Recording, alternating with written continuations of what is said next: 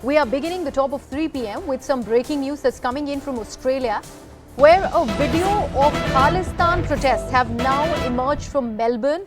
This video clearly shows juveniles and adults who are seen abusing India.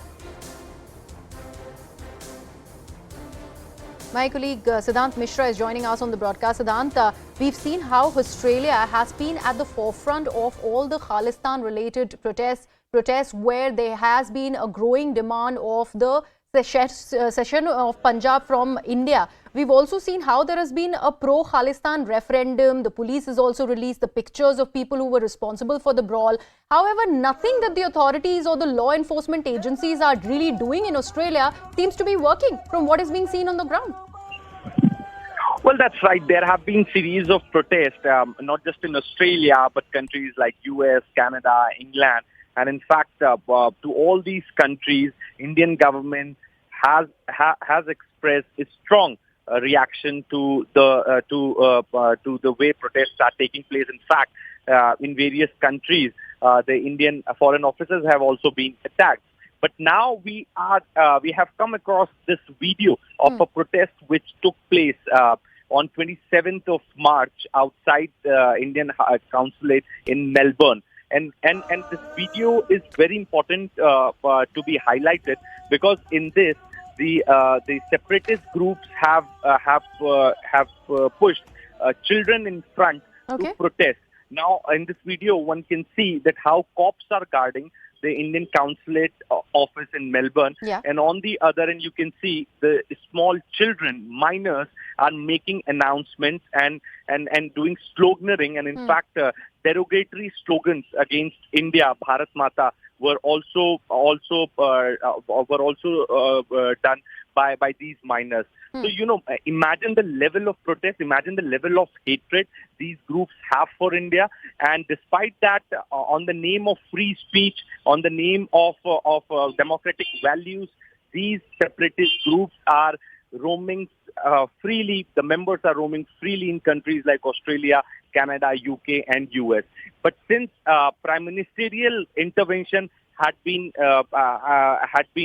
made from the Indian side, if you remember, Prime Minister Narendra Modi made it very clear to his counterpart Anthony Albanese. Post that, scenarios have changed in terms of Australia, because now the images of the 6 of the accused of the Federation Square case have also been released.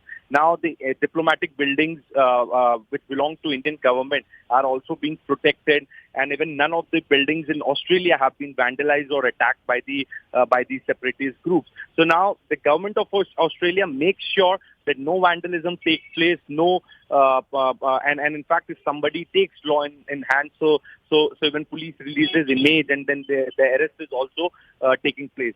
But in other countries, scenarios are still different. Indian government needs to put more pressure on those countries. But this particular video is very shocking. I request you to stay on with us. So we've got Manjinder Sirsa of the BJP who's joining us on the broadcast. Mr. Sirsa, I was just posting this very question to our colleague Siddhant, who has been talking about this shocking video that has come to light from outside the Indian consulate in Melbourne.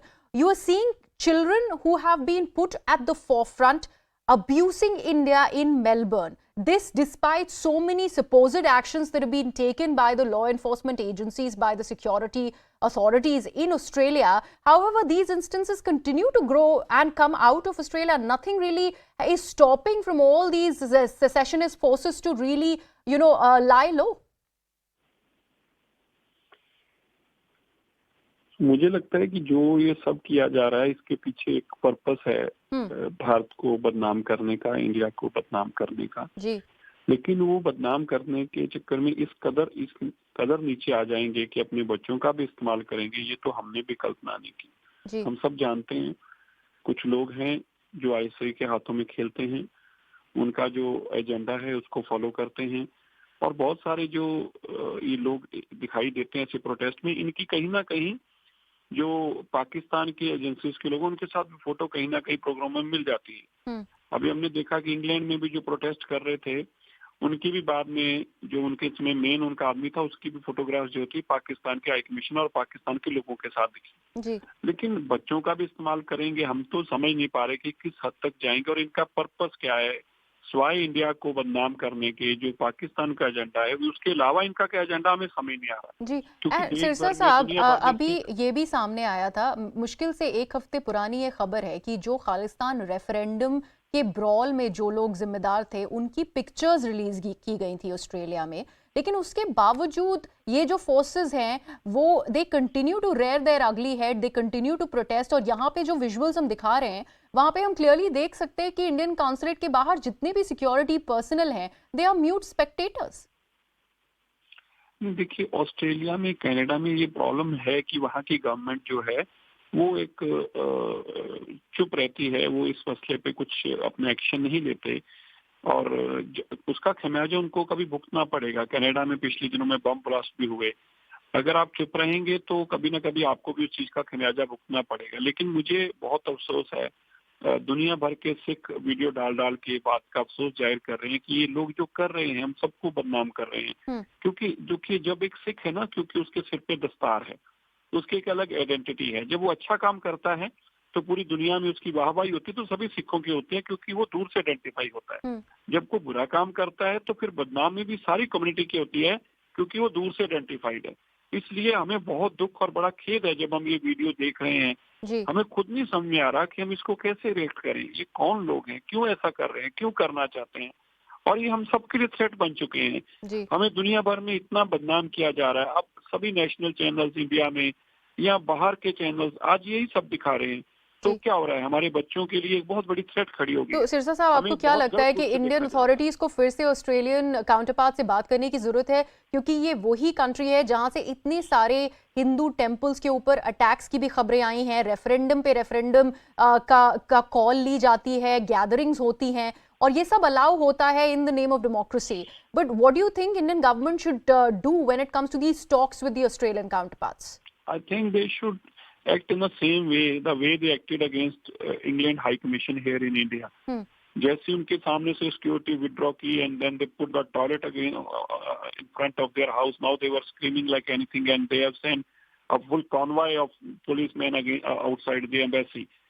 So I think you need to teach them a lesson. I think it should be a vice versa. It should be a reciprocal. And so you're calling for punitive action.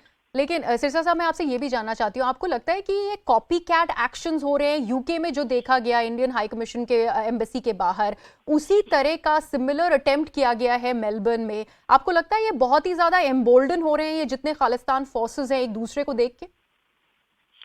देखिए, पहली बात, आप इनको forces मत कहिए, These are just couple of people. देखिए, 10 लोग भी को हड़दंग मचाते हैं, वो मीडिया में, वो खबरों में बनेगा। हड़दंग मचाने के तो 10 लोग ही बहुत है और ये कोई फोर्स नहीं है। मैं आपको थोड़ा सा इसमें जरूर करेक्ट करना चाहता हूँ।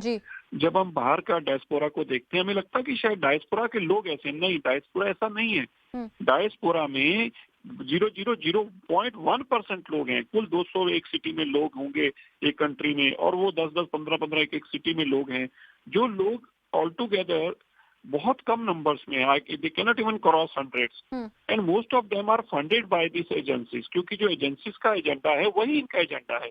एजेंसीज भी चाहती हैं कि पंजाब का नुकसान हो और उससे भारत का नुकसान हो, तो वो जो एजेंसीज हैं वो भी ये उन्हीं के पेड लोग हैं। इसलिए फोर्सेस नहीं है। हाँ, ये ठीक है, एक दूसरे को कॉपी कर रहे हैं, इसलिए कर रहे हैं जब इनको लगा कि इंग्लैंड की इस घटना के बाद इंडियन मीडिया के अंदर बहुत हाइप बनी है, तो नो, दे ऑल्सो थॉट कि हमें हमारी भी बननी चाहिए, और फिर इन लोगों को इसके अगेंस्ट पैसे भी मिलते हैं। कुछ लोग अच्छे लोग भी हैं, उनको सिंपैथी भी हो जाती है, उनको लगता है कि पता नहीं शायद वाकई कम्युनिटी के लिए लड़ रहे हैं, तो वो भी इनको पैसे दे देते हैं। तो I want to raise an voice कि इस तरह का जो लोग कर रहे हैं हमें सबको मिलकर उनके खिलाफ बोलना होगा। अगर चुप रहेंगे तो सारी कम्युनिटी का नुकसान होगा, और इतना नुकसान होगा कि हमें फिर कई साल लग जाएंगे इसको। Thank you so much for joining us. Mister RP Singh of the BJP is also